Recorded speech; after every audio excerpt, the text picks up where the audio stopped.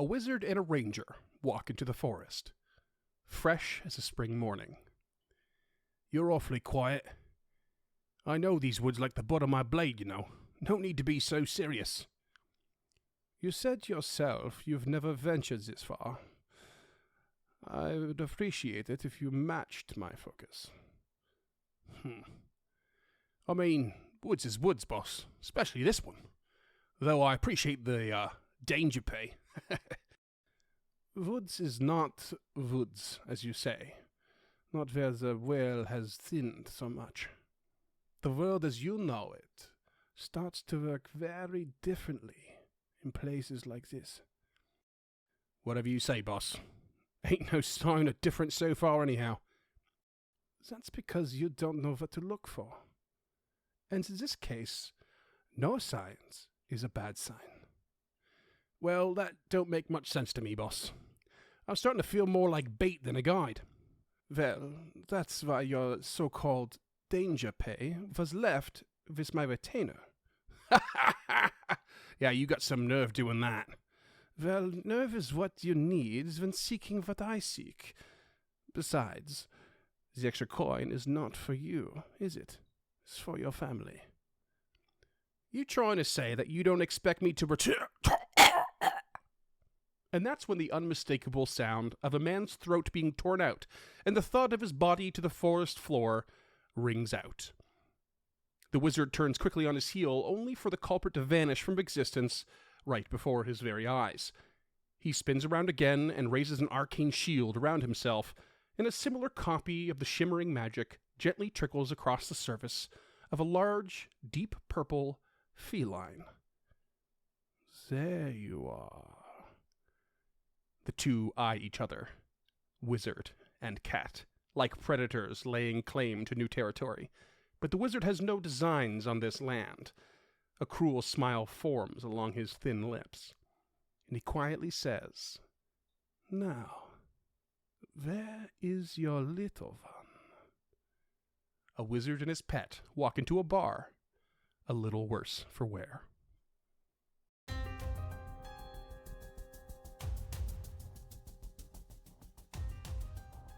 Hey there, creatures, and welcome to Encounter This, a podcast exploration of the creatures from Pathfinder 2nd Edition and the lore that surrounds them.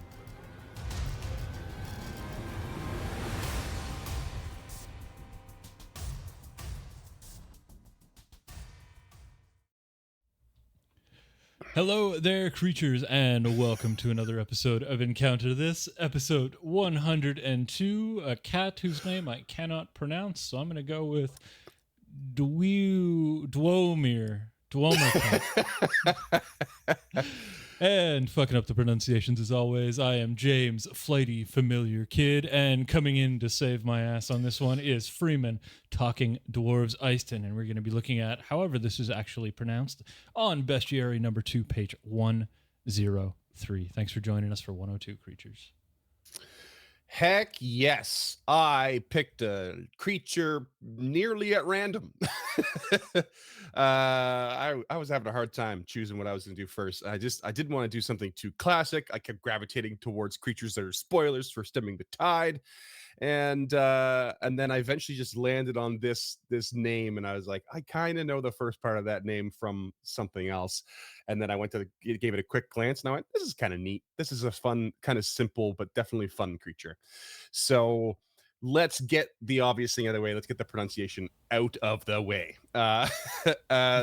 This is there are various opinions on how to pronounce this. No surprise there. Some say Dwemer, some say Dwemer, but I am going with one that I found on like Wiktionary that actually has an alternate spelling that would definitely be pronounced this way. I'm going with Dwemer. So we're calling it a Dweomercat. Okay, Dweomercat. I can handle that. Dweomercat. Yeah, that makes it easy. But there will be more on this and why when we get to the sort of like real world stuff, what very little there is. Okay. But we're basically looking at a magically gifted feline. which what I put here, red kitty cats, magically gifted kitty cat from the first world. And, okay. So we're gonna jump into Pathfinder lore here. Just gonna quickly hit my splash screen so I can do the chapter marks. Okay, sure. Do it. Game lore. There we go. We're back. My bad. No, it's cool. We're new to this chapter thing, so yeah. Good luck, YouTube. So the why don't you pull up one of the old images for us so we can get an idea what this first world cat looks like. Right. I'm producing this bitch. Here we go. They're pretty there you go. See that? See, I love that. That's the Pathfinder 1E art, I believe. Okay. So it's it looks like a legally distinct displacer beast with like oni tusks and like swirls in its fur. Yeah, it really does. It's the Displacer Beast was always like a little more smooth looking, and this one actually does have a little more palatable like kind of fur to it. But it's like very similar colors, dark blue with these kind of lighter greener swirls on it. Yeah, the teeth are it looks intimidating, but there's a set of two teeth on the upper and lower jaw that just would do nothing. They're facing the wrong way. They would not be helpful. those would be tusks, I think. Okay. And they're set right behind its front two fangs on either side. It's got upper and lower fangs. It's got 4 eyes as well, it seems. And really, really long claws on the sort of big toe, as it were. And like these they've got backwards facing claws ears on the thumb kind of thing. Tufted ears. They're neat. I think they look really neat. They're kind of scary, but in a whimsical kind of way, which I think is pretty befitting of a first world creature. But yeah, we've got a couple of pieces of art. That's the 1E. There's one from the Kingmaker game as well, and of course we have one for 2E. But here's the second edition art. Yeah. So very similar.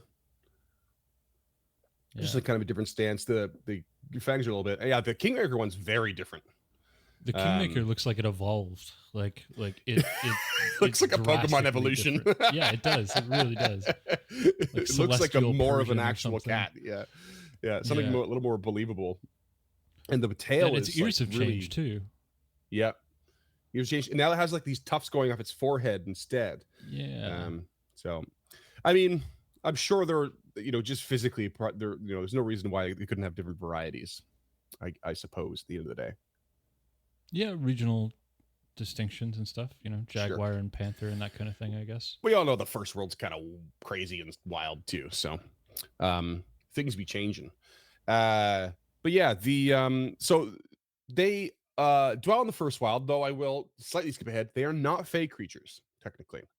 But they are very much from the first world, a denizen of the first world. And while they are there, they basically just like to simply feed on primal energy. Though they are occasionally found in the material plane in the usual fashion, such as where the veil to the first world might be thin, so they can kind of cross over. Also in places in which magic has been warped beyond repair, so probably places like the magic or the mana wastes or something like that. Okay. If they are notorious for anything at all, is that they have this unique ability to, quote, twist the metaphorical strings of spells. It's particularly spells that are directed at them or just, happening near them. And basically this twisting comes in a form of like a magical defense that quickly adapts and changes in reaction to the magic happening, which is pretty neat. And of course we'll get to that in mechanics, but that's pretty much it. Actually, there's not much lore here. Not even the Pathfinder wiki had much going on. They're just simply this. They have these kind of unique magical properties to them. They're from the first world. They're kind of cute. There was one sidebar for 2E in which so that some particularly powerful spellcasters would sometimes take on a young Dweomercat cub as a familiar, but they have a rather independent and flighty nature, so they were somewhat unreliable as allies. So you never really knew if the bond was going to be long-lasting or just sort of temporary and fleeting. Okay. But So just like a people regular gave it the cat. old college try. What was that? Sorry. So just like a regular cat. Basically. Okay. You ever had a cat with like ADHD? that's your companion have, here. yeah. But yeah, Dweomercat in Pathfinder lore, very simple, very straightforward. This one I can guarantee you is going to be the meat of this episode is going to be in the mechanics. It's pretty fun mechanically. Okay. But that brings jump us to the to next ye segment old, ye old mythology and folklore. Bam. Mythology Ooh. and folklore. We need like a musical transition or something. I got you. Our mics are live during those transitions, just so you know. So I'm okay with that. Okay. So let's talk about the word Dwemer. And let me just say that it has nothing to do with cats. It's nothing to do with cats at all. If it wasn't Gaelic, I would be shocked. It's not. It is not. Okay. Yeah. So it comes from. So we're going to Proto-Germanic, which is reconstructed proto-language of the Germanic branch of the Indo-European languages. That's a direct quote from Wikipedia. I barely know what that means at all. What I can tell you is that that means it starts around 500 BCE. Is where the root of this, and actually that's technically not even the root. It goes back further, or that language is connected to Proto-Indo-European languages, which are reconstructed just like the Proto-Germanic one is, but they're reconstructed without any actual direct records of the language. So it's pretty loosey-goosey in a way. That's what I gathered in these wiki articles that I did not understand at all. But we're still Proto-Germanic, yeah, reconstructed language essentially. And then from Proto-Germanic, it moves. The word is like seen moving into Old English, which we're talking about 5th to 7th century era, where it was Dwimor, which is Dwimor, and then it goes into Middle English, which is like 11th to 16th century, and that's when we get the current spelling of the Weomer, and then you can, of course, mix a little bit of Old Norse into all that and all the connections, because why not? Wouldn't you? Which is where I actually had made the assumption this had come from, was Old Norse. I ended up landing that one in my own brain space. And from Old Norse, it effectively means witchcraft, sort of.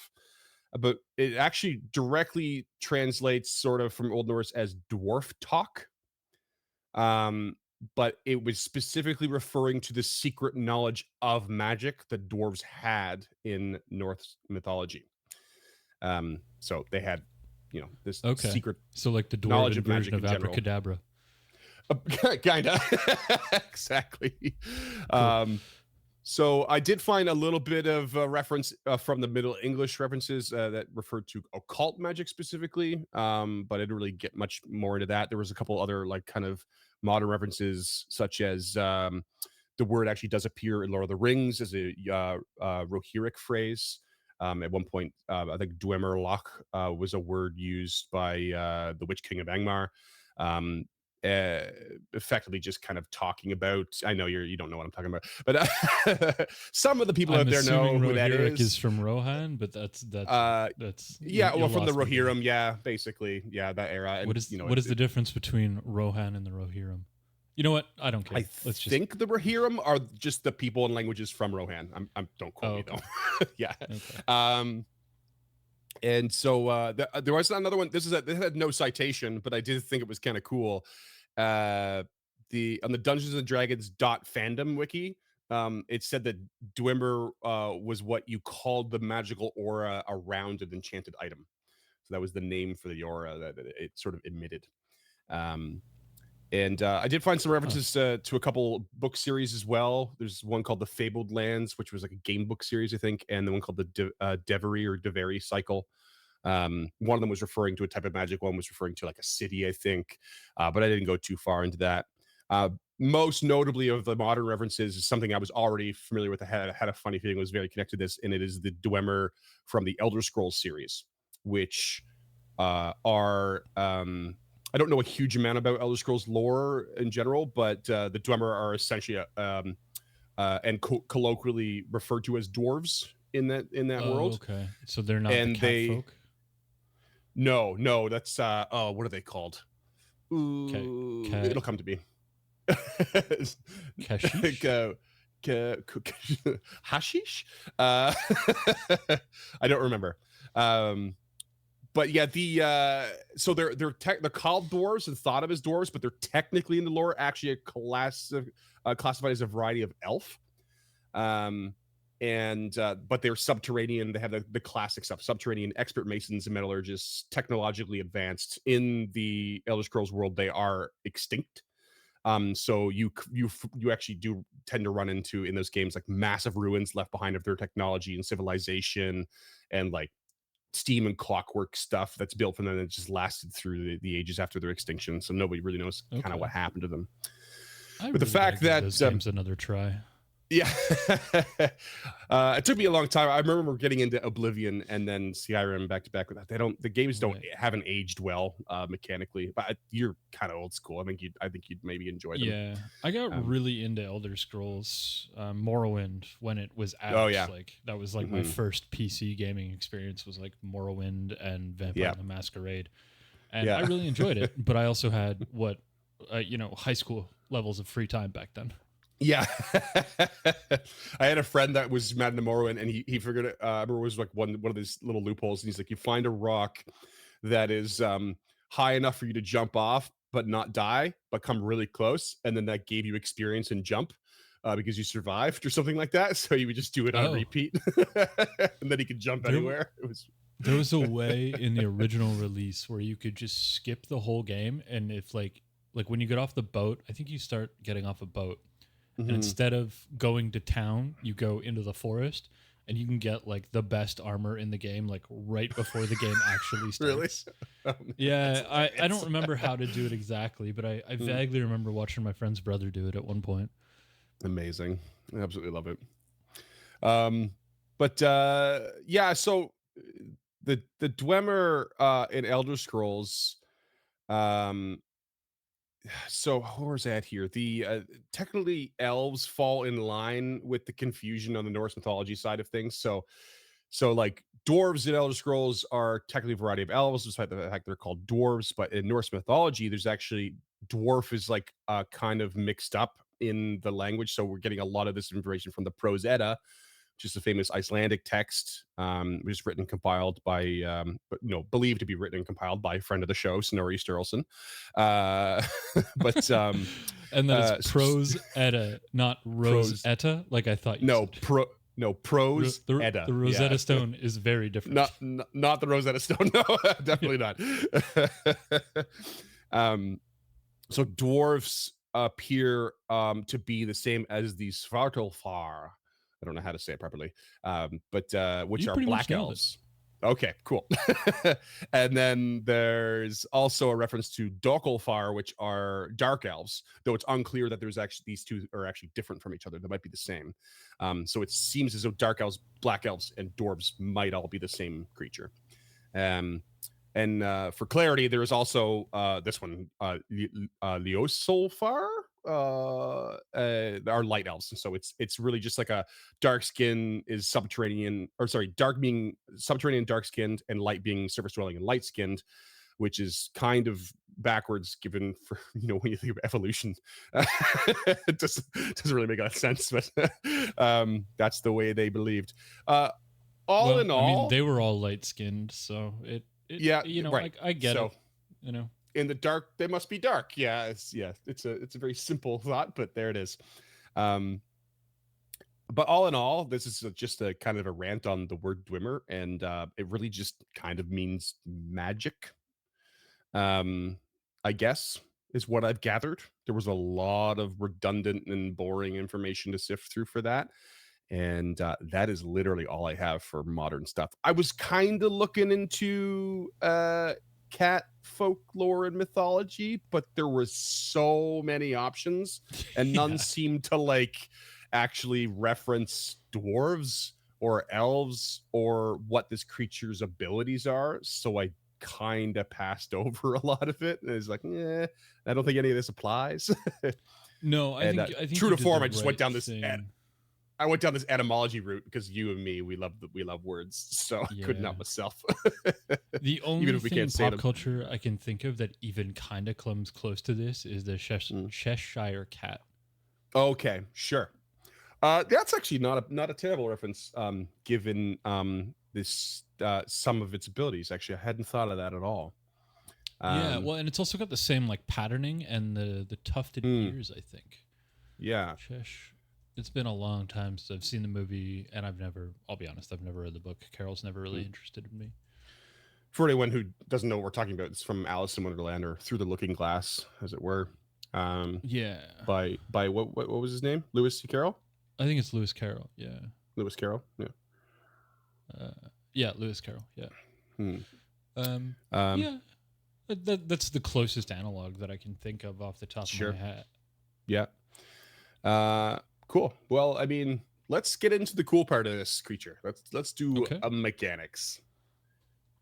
Mechanics noise. Watching Strong Bad in my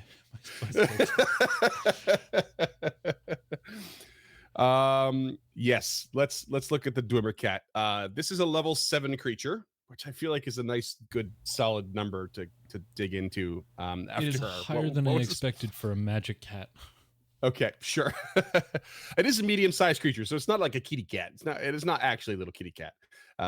It's Displacer Beast size. No, actually, it's smaller, isn't it? Displacer Beasts are large, aren't they? Yeah, Displacer Beasts are large. Yeah. Okay.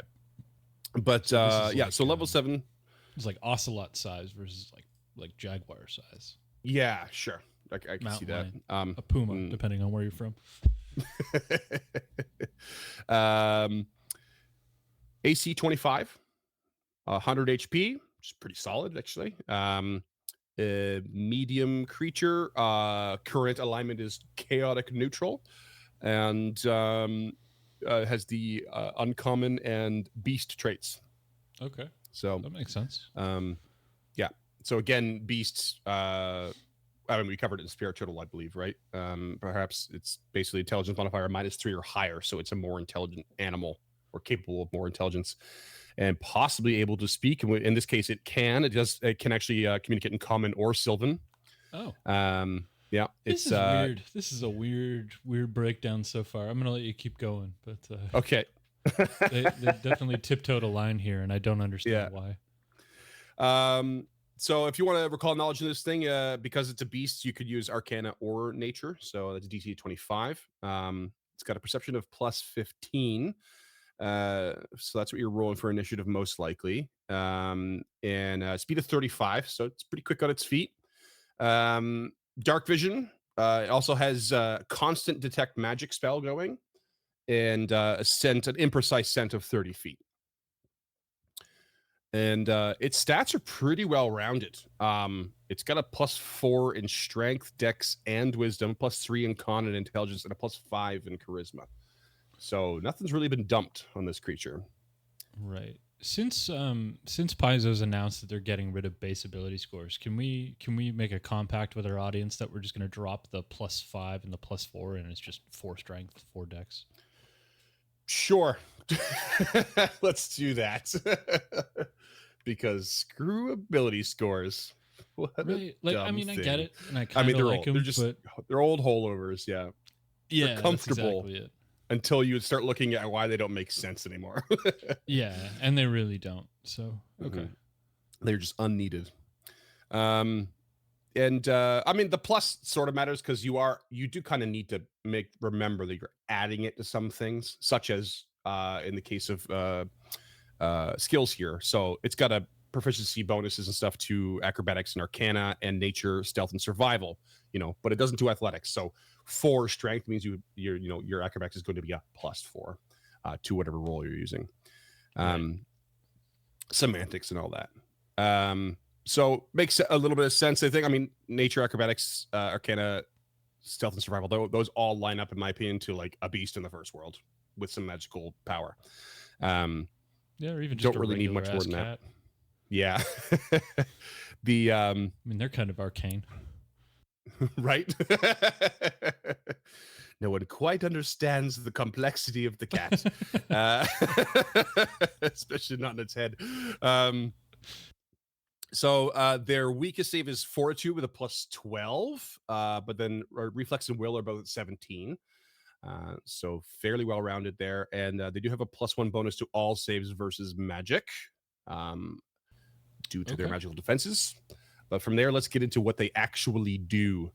So basic stuff: melee, Jaws attack with +17, 2d10 +7, does count as magical, and it has the plus grab option, meaning you can spend the next action to freely grab, and then third action you can keep going if you like, and get some of that sweet flat-footed AC attacks. Then they can also do a claw, also +17, 2d8 +7, but also agile, so your multiple attack penalty is nice and lowered. And then they have a small amount of spell casting. It is arcane, which, you know, it Makes lines sense. up, but like my gut always for First World goes to primal, but they're not Fey either, right? So yeah, that's something I want to talk about after we're done going through the mechanics, because I find this creature confusing. I think one of the things we have to remember about the First World that we discussed before is that it's the first draft of the material plane, and it might be like lush and wild and crazy, but that does not mean it's nothing but pure primal energy. You know, it ideally has a wider variety of things happening because it's the first draft of the entire material plane, right? Yeah, no disagreement there. My issue isn't. I don't actually have an issue, but my query isn't based on its spell casting. Okay, it's sure. Why they went with Beast versus Fey, just because they're leaning so heavily into the Fey and the magical aspects of this cat. I mean, like, what value is giving it the Beast trait as opposed to Fey? Well, here's the thing: is it can be Beast and Fey. I think it's just lacking the Fey trait. It's not. I don't think it's one over the other. It's just that it is a Beast, but it's not a Fey. I'm sure there's a Fey Beast out there somewhere with both traits. You know? Oh yeah, I'm sure there is too. But they're just like mechanically so far they're leaning so heavily into, that magical cat aspect, which is great, but. You know, again, kind of why First World if you're not going to lean into the Fey aspect of it. Yeah, and I don't know. That's not really covered in the lore, so I'm just what we need. Understand that choice. Yeah, what would be nice, and I'm sure it's on Paizo's radar to some degree. It would be really nice to have a proper 2e Fey book. We haven't seen that yet. I'd be shocked if it wasn't coming. Fey or like First World book or something. Yeah. If it's coming, it probably won't be till like 2025 this rate. So back to their magic. So they have arcane innate spells. DC of necessary is 26. So like I said before, they have a constant 4th level casting of detect magic. So that the reason I mentioned it earlier is because a 4th level casting basically causes it to act as an imprecise sense. So I have it listed under its senses as it does in the stat block. So it can detect that magic and kind of narrow it down within a 5-foot cube and such. They also have a single casting available, per day or whatever, of a Globe of Invulnerability, which is a 4th level spell. Just like a 10-foot burst centered on a corner of your own space. And you basically create an immobile globe around yourself that attempts to counteract any spells from outside. It basically does that as if it's a dispelled magic 1 level lower than its actual spell level.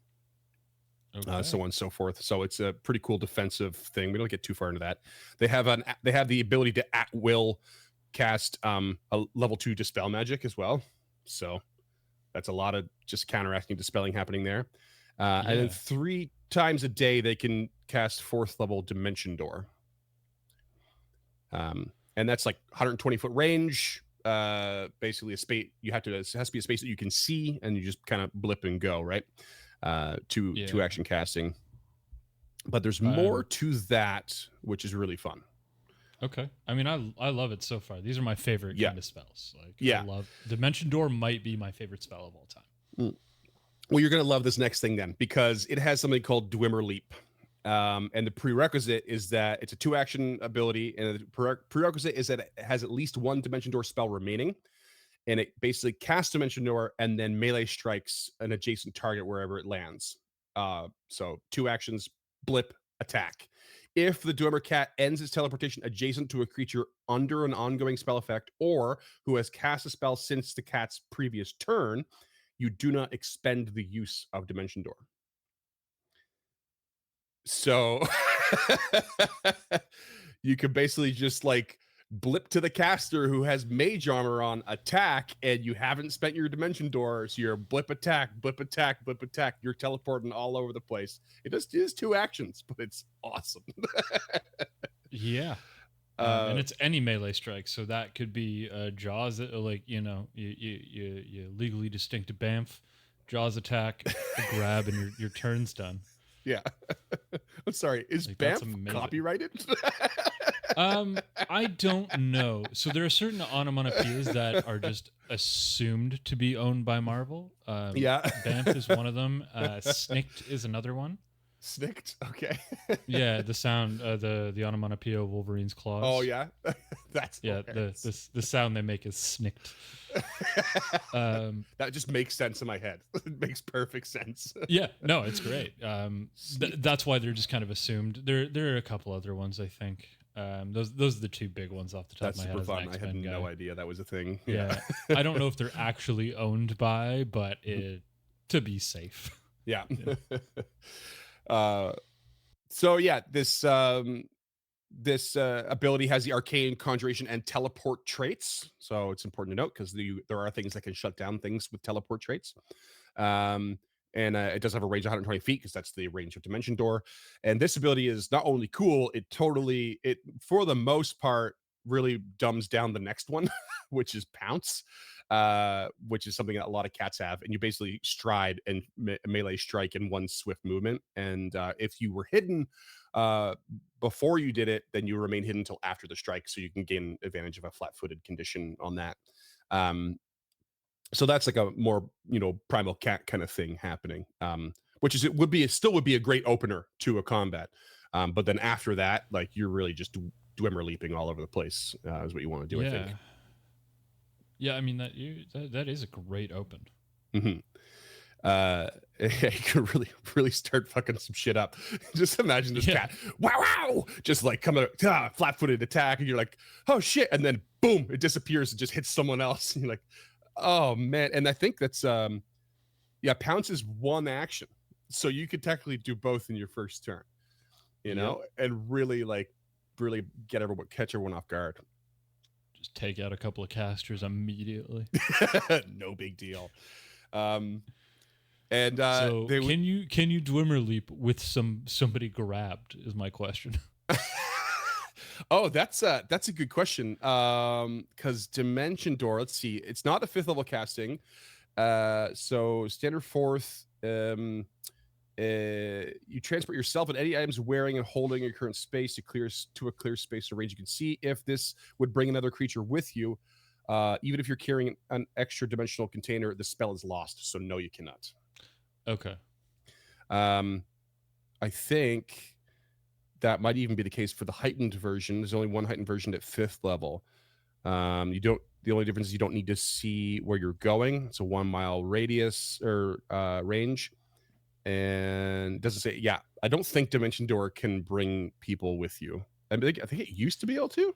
I was going to say, I think in 1E and 5E you can bring up to 3 or 5 people with you or something like that. So that's interesting that it's now self. I wonder if 2E has introduced something else that will do something like that. I'm not really sure though. Like the actual teleport spell, I'm sure there's one. Or maybe teleport is a ritual. 6th level, but okay. Yeah, interesting. That's really interesting. Yeah. So yeah, let's we got one more thing here though, which is also really cool. So we're gonna play a little more into the defenses here. So it has a reaction called Alter Dwemer, which feels appropriate. It's not Alter Dweomercat, it's Alter Dwemer, and Dwemer apparently means magic. You're altering the magic that is cast at or near this creature. This has the arcane and abjuration traits, and the Dweomercat.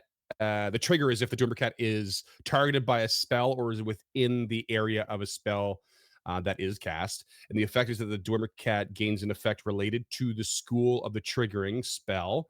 The effect occurs before the Dweomercat is affected by the triggering spell, and the effect lasts 1 minute until it uses the ability again, or the Dweomercat dismisses it, whatever comes first. Oh, that's cool. It's dismissible. Yes. So if the effect is abjuration, the Dweomercat automatically gets a +1 AC. If it's conjuration, a cloud of fog appears in a 5-foot burst centered on a corner of the Dweomercat space, and anything in the cloud is suddenly concealed. If it's divination, they get a bonus status bonus +1 to all skill checks. If it's enchantment, they get a +1 status bonus to all saves. If it's evocation, magical feedback deals 4d6 damage to the triggering spellcaster, DC 22 basic reflex save. Jesus. And if it's illusion, the Dweomercat becomes invisible. This effect ends if the Dweomercat uses a hostile action in addition to the normal end conditions. If it's necromancy, it gains 10 temporary HP. And if it's transmutation, it gets a +1 status bonus to all attack rolls. Okay. That's a lot, but I like it. Yeah. It's like not terribly difficult to track, but it's kind of a lot to take in. You're really I think the thing that's difficult about this creature is remembering that it's not just about something that's been cast on it, it's something that's cast near it. If it's in within a certain range of that, you can kind of interpret in certain ways, right? And like if you're using like, you know, an illusion spell to, you know, create I can't even think of the names right now, like an illusory object or illusory creature at, you know, to like sort of distract this thing. You're like, okay, illusory creature right in front of you, the cat disappears, but with a reaction, basically. You're like, what? That's crazy. Like, you know, it almost makes you wonder if the cat knows it's an illusion because it's reacting to the magic. It doesn't say anything about that, but you know, that's something that's really hard to predict. You know, like how is that going to work, and how are players going to deal with that scenario? It's really, really gnarly. Yeah. Make sure every party has a designated recall knowledge PC. Always. Yeah. Like realistically, yeah. I mean, bring a cleric and make sure that cleric is just well versed. Mm-hmm. And you know, bring a what are they, an acolyte cleric? Bring one of them book learning clerics. the cloistered cleric. Yeah. And you know, every party cloistered cleric. Yeah. Heal recall knowledge. Well, that, I mean, yeah, I get it, but I feel like clerics not necessarily in every case, they're more likely to have a religion focus, right? As opposed to arcane or nature is what you need. Right, you maybe you need skill points into fucking anything. Yeah, that's true. Yeah, just make sure your whole party's got all the bases covered at all times. That's what you really need. Build your parties together. Don't build them separately like we do. Don't build them separate. Yeah, I think this. I think maybe one of the tricky things about this reaction to as a GM would be, do I ask the player every time they cast a spell, what school of magic is that? And then I say something happened to the creature. You start to give away the mechanics pretty quickly there. Maybe you want to do that. Maybe you don't. If you don't, then you kind of have to like already know what school of magic each thing is being cast. Like quickly look it up or kind of do a little research beforehand and like get it settled on it, so that you can, you know, surprise your players more smoothly.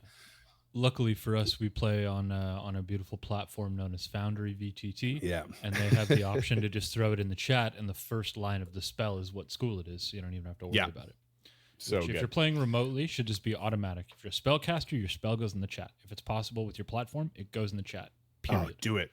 It's it makes everything easier for the GM. And there's so many times you're like, yeah, for sure. There's so many times when someone's like, I'm going to do this ability because of this situation. and and I'll pause and go, I kind of remember the ability. I'm not sure it works that way. And then I go look at it, and like sure enough, like a line in the middle or the final line was not read by the player, and you're like, nah, you did it wrong. you know, so just throw it in there for throw it in there for a quick rules luring and peruse from everyone, so that you can keep legit.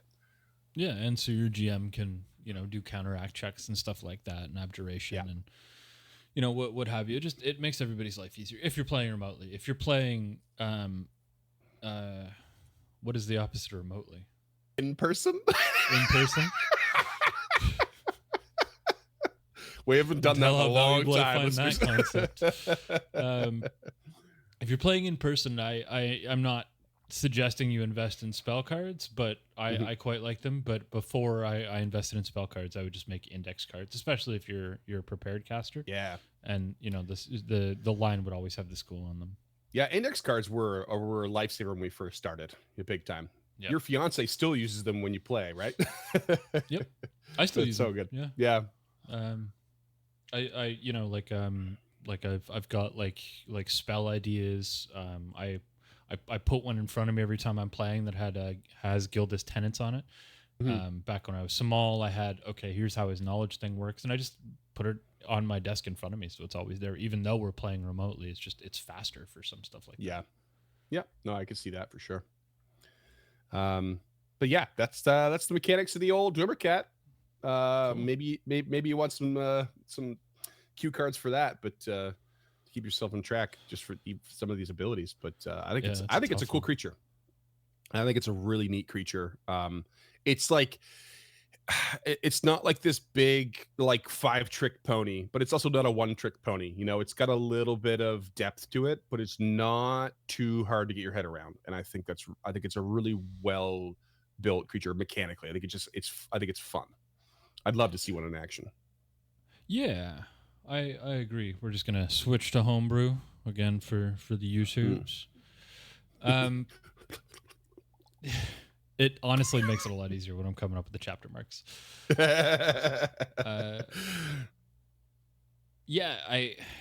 I have no issues with how this creature is built at all. I think it's really true to both its namesake, if that is in fact its namesake. I don't know if we ever got there and solidified it.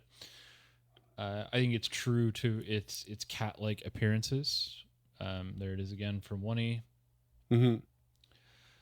I so like cool. it. I think it's the actions are great. The reaction is fantastic. I think this is probably a pretty dangerous creature, and we may not be giving it as much credit as it deserves in that aspect. Like we never really talked about if these are pack hunters or solo hunters, but since it's a large cat, I'm assuming it's a solo hunter. It's Jazu 2d10. That's not a joke. No, and then just essentially the auto grab, right? Right. And if your opener really is like pounce, jaws attack, and then teleport claw with agile trait, like that's good, and that's 2d8. That's gonna make everyone go, oh shit, especially if you hit both times. Yeah, that's gonna be really cool. 2 attacks and a teleport for 3 actions, which is just fucking batshit. Like that is it's a crazy amount. It's 2 attacks on different sides of the battlefield in the first turn. Like you could harry an opponent from either side with 1 turn and just this 1 creature. Like I understand why they're valuable familiars. Yeah, it's so cool. Yeah, I dig it. Anything you would change? You think?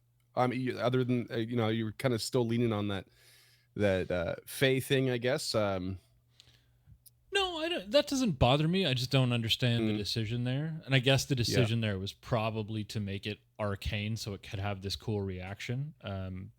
Because you wouldn't really get something like that with the primal spell list. Yeah. So I think that was probably the decision there to make it arcane versus primal, and I'm fine with that. We just hadn't got there when I had initially seen my concerns, and I don't read these ahead of time. Not because I don't want to be prepared, but because I'm fucking lazy. It's fun going in blind though. I actually prefer it. Yeah, no, I don't think there's anything I'd change. Everything looks good. I might add something like a feat akin to catfall, Mhm. Okay, sure. just because it is a cat, and then Yep. maybe get rid of this +1 saves to all +1 to saves versus all magic. I would probably sub those two out. Um, Okay. 'Cause I don't think it needs a +1 to its saves versus magic, and it's another thing that you have to remember. Mhm. Um, and I Right. like the Yeah, idea it's that this cat can just teleport. It doesn't have to be next to you. It could be 10 feet above you and just drop on you. yep. Basically. Um yeah, it's a good point. I mean, I guess really you have to really imagine where you're fighting this thing, Catfall, is it coming down from a a tree, which generally most people would be able to kind of drop out of safely anyway. You're pretty much safe if it's like 5 to 10 feet, above the ground. But then you're in the first world, so maybe it's dropping out of a tree that's like way taller than you might have ever seen in the material plane, or maybe you actually are fighting this, yes, in the forest, but it's still on a cliff edge, you know, um, on the I side would of a do it mountain solely in so the I could forest. teleport 100 feet above a spellcaster and just fall on it. Bamf. uh, yeah, Where did it go? it'd be super fun. That's good. Hadn't thought of that. Uh, yeah, I mean, yeah. why not? Why not? I don't actually know if the other end of Dimension Door provokes, but the front end definitely does. So Well, that I was don't the know other if thing. I coming did through mean to in the other end. mention that it specifically says that Dwemer Leap specifically says that it casts Dimension Door, then makes a melee strike once it's ended its teleportation and is adjacent to a target. The Dimension Door, I believe, is somatic and verbal. So I have a hard time imagining how this cat, I guess maybe waves his tail around as a somatic component or something, but it doesn't seem to specify anything that it removes any components. So it could very well provoke an attack of opportunity when it does this. Yeah. Yeah, and I don't know the Um, rules of Dimension Door off the top of my head. Like, does it yeah. provoke at the beginning when you cast it, or does it provoke coming out of it as well? In my head, it should provoke on both sides, but Right. It's I don't almost think rules has written it always does. it's before the effect happens because as a general An rule, like if AOO it's with a critical success can stop a spell. it basically interrupts the manipulate portion of the action, which would stop the spell. So it's got to be before the spell actually fully triggers. There's a part of me that would love to, instead of doing what you did, bringing that catfall and getting rid of the +1. I agree. The +1 to all saves it's a little bit of a thing to keep track of. It's kind of annoying, but And you also get it from and maybe enchantments. this would be too powerful, but maybe it's just like it removes the somatic component from its Dimension Door with the Dwemer Leap, and it's just verbal, so it's way more dangerous because you're not getting your attacks of opportunity off. And you're at level 7, so it's actually possible at that point that your barbarian could have taken the attack of opportunity feat. I think monk possibly as well. Your fighter would have already had it, but like whoever Paladin. has it available, like they usually come available at level 6, right? Yeah. So that's a huge difference in that fight. If you have enough marshals and they all have attack of opportunity, like if you remove that, they've lost a huge advantage. And if you don't, they've gained a huge advantage. So yeah, definitely interesting. Yeah, That being said, this thing can one action step away and then Dwemer Leap. So you can still skirt your way around those AOOs. Yeah, for sure. My only concern with it is, if it gets hit with an enchantment, it gives it the same boost. It gives it a +1 status bonus to all saves.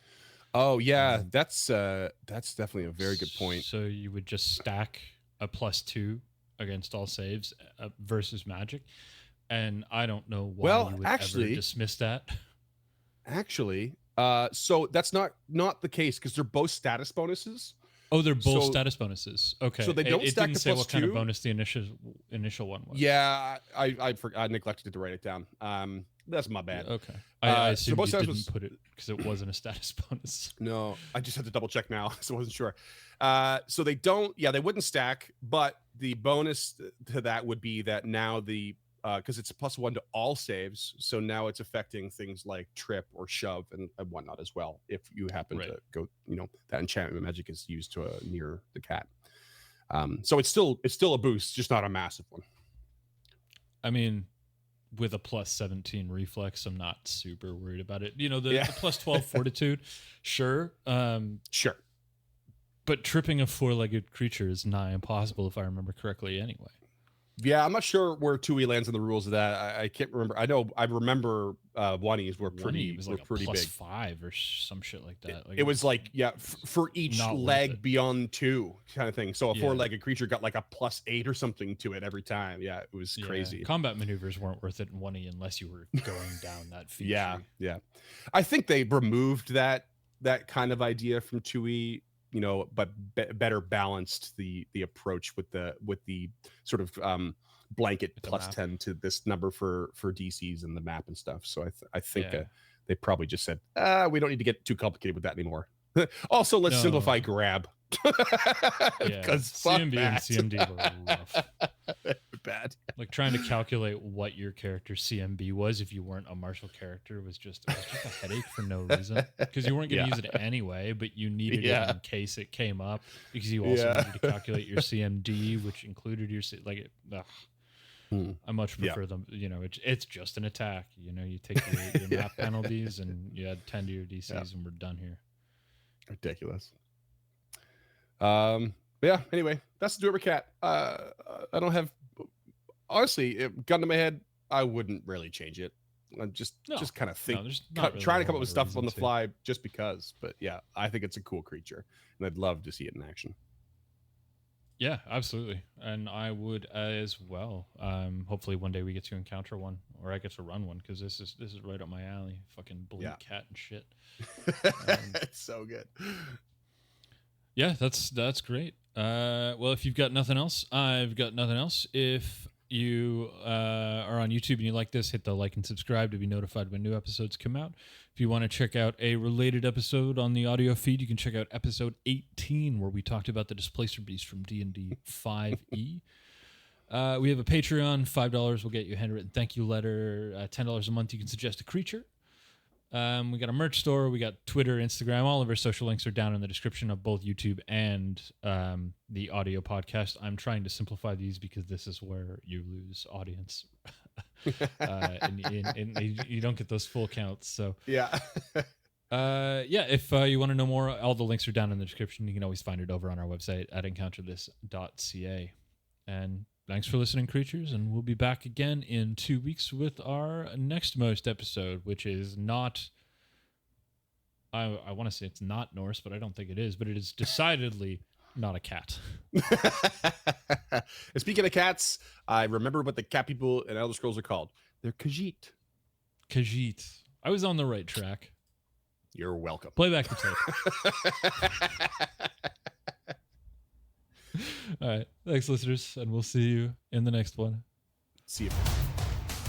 Until next time, creatures, thanks, as always, for listening to Encounter This.